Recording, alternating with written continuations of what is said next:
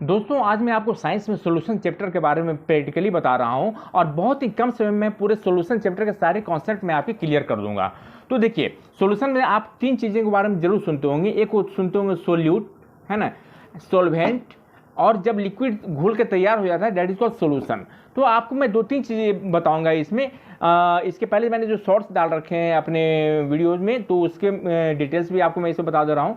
तो सोल्यूट क्या है? सबसे पहले तो सोल्यूट एज फॉर एग्जांपल के रूप में मैंने साल्ट लिया है। इस साल्ट जो है, साल्ट है आपका, शुगर है, या आप मिट्टी ले लो जो आप पानी में घोल देते हो, है ना, तो ये सब सोल्यूट हो जाता है। ये हमारे पास सोल्यूट के रूप में देखिए साल्ट है।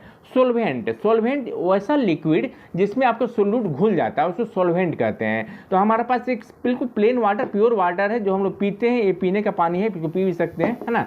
ये आपका जो है सोल्वेंट का काम करता है। आपके पास एग्जाम्पल के रूप में सोल्वेंट में आपके पास वाटर भी हो सकता है, ऑयल हो गया, पेट्रोल हो गया, है ना, ये सब सोल्वेंट का काम करता है। तो हमारे पास सोल्वेंट के रूप में सिर्फ मैंने प्लेन वाटर लिया है। अब ये देखिए एक लिक्विड मेरे पास और तैयार हुआ रखा है यहाँ पे, ये बिल्कुल कंप्लीट सोल्यूशन है ना। यानी कि मैंने क्या किया कि इसमें नमक घोल दिया है और ये बिल्कुल सोल्यूशन तैयार है। तो ये सोल्यूट हो गया, ये सॉल्वेंट हो गया। आज जब सोल्वेंट, ये सोल्वेंट है आपका प्योर वाटर। अब मैं ये भी आपका समझ जाइए कि प्योर वाटर संभाल लिया जाए। और अब मैंने क्या किया कि नमक डाल के इसमें मैंने जब नमक डाल दिया, देखिए इसमें मैंने नमक डाल दिया और मैं नमक डाल करके इसको मैं घुमा दे रहा हूँ, ठीक है। अब मैं इस नमक डाल के देखिए घुमा दिया तो ये बिल्कुल आपका सोल्यूशन तैयार हो गया। यानी कि सोल्यूट को जब सोल्वेंट में डाल दिया और घुमा दिया तो ये आपका सोल्यूशन तैयार हो गया। अब देखिए सोल्यूशन में आगे बहुत सारे टॉपिक्स पढ़ने हैं, जैसे कंसंट्रेशन पढ़ना है सोल्यूशन के बारे में। तो मैंने क्या किया है, इसमें आप जब नमक घोलते हो किसी वाटर में तो मामूली सा नमक डालोगे। जैसे थोड़ा सा नमक मैं देखिए इसमें डालता हूँ, अभी थोड़ा सा नमक इसमें मैं डाल रहा हूँ, बिल्कुल थोड़ा सा नमक डालता हूँ। थोड़ा सा नमक देखिए मैं डाल रहा हूँ इसमें, ठीक है, थोड़ा सा नमक डाला और घोल दिया तो बिल्कुल घुल गया नमक। तुरंत पता भी नहीं चला कि इसमें नमक कहाँ गया है, ठीक है, बिल्कुल घुल गया। और क्योंकि इसमें नमक की क्वांटिटी कम थी, वेरी लेस कंसेंट्रेटेड सॉल्यूशन है। अभी ये बिल्कुल डाइल्यूट वाटर था, अब मैं थोड़ा सा नमक डाला था, फिर भी कंसेंट्रेशन अभी बहुत कम है। इस लिक्विड में मैं इतना नमक डाल दिया हूँ, इतना नमक डाल दिया हूँ कि अब इसमें नमक घुल ही नहीं सकता। मान के चलिए मुझे ऐसा लगता है कि 200 ml मैं इसमें साल्ट डाल चुका हूँ बिल्कुल।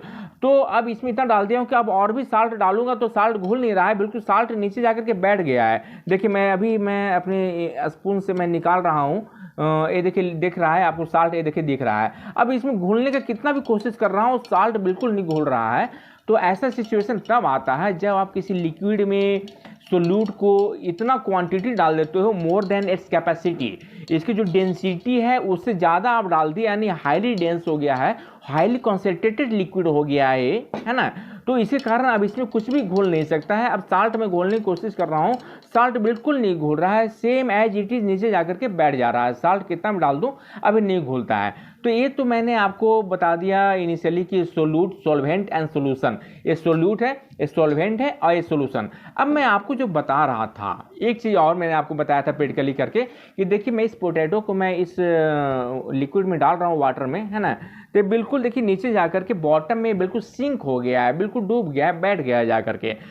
अब मैं इसी पोटैटो को इसमें मैं डालता हूँ। अभी मैं देखिए इस पोटैटो को निकाला, ठीक है, और इस पोटैटो को निकाल करके मैं इसमें डाल रहा हूँ, ठीक है। इसमें मैंने डाला तो क्या ऑब्जर्व किया, ये देखिए मैंने इसमें डाला, इसमें पोटैटो देखिए बिल्कुल जो है फ्लोट हो रहा है, तैर रहा है बिल्कुल, है ना।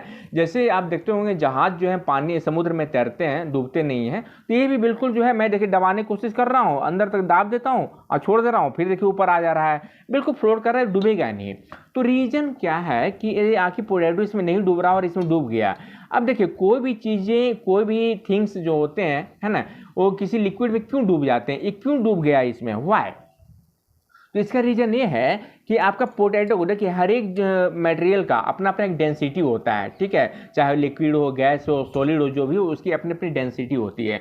तो कोई भी मैटर या कोई भी थिंग्स किसी लिक्विड में कब किस कंडीशन में डूबता है, किस कंडीशन में तैरता है, ये मैं आपको बता रहा हूँ।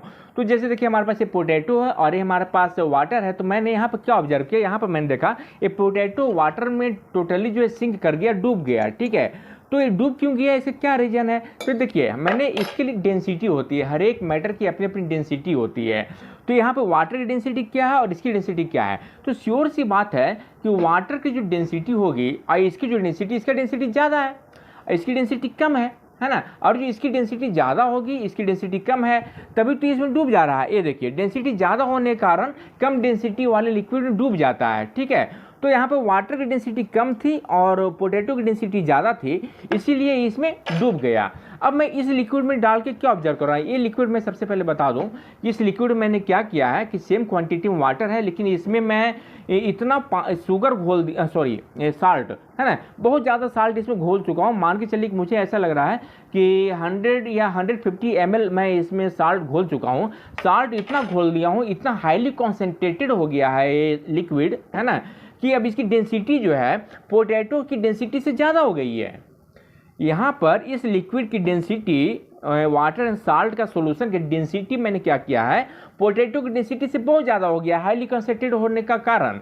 तो अब ये बिल्कुल ही नहीं डूबेगा, इसमें फ्लोट करेगा, तैरेगा ऊपर। ये मैंने डाला, अब ये देखिए ऊपर तैर रहा है। मैं इसको कितना भी दबा दूं, फिर अंदर जाके छोड़ दूंगा, फिर ऊपर आ जाएगा। तो श्योर समझ गए आप लोगों का कंसेप्ट क्लियर हो गया कि कोई भी मैटर किसी भी लिक्विड में किस कंडीशन में डूबता है और किस कंडीशन में फ्लोट करता है, तैरता है। तो डेंसिटी अगर जो इसकी कम रहेगी और लिक्विड की डेंसिटी ज़्यादा रहेगी तो तैरेगा, है ना, और अगर जो इसकी डेंसिटी अगर जो कम है ना, इसकी डेंसिटी श्योर से कम है, प्योर वाटर है, और इसकी डेंसिटी अभी ज़्यादा है, ये अंदर चला गया, बिल्कुल डूब गया। तो दोस्तों मैंने बहुत ही कंसेप्ट के साथ मैंने आपके सारे डॉट्स को क्लियर किए हैं सॉल्यूशन के। बस आप लोगों से रिक्वेस्ट है, प्लीज़ हमारे चैनल को सब्सक्राइब करें और इसी तरह के वीडियो देखते रहने के लिए और साइंस के सारे डॉट्स को जानने के लिए हमारे चैनल पर बने रहें। Thank you.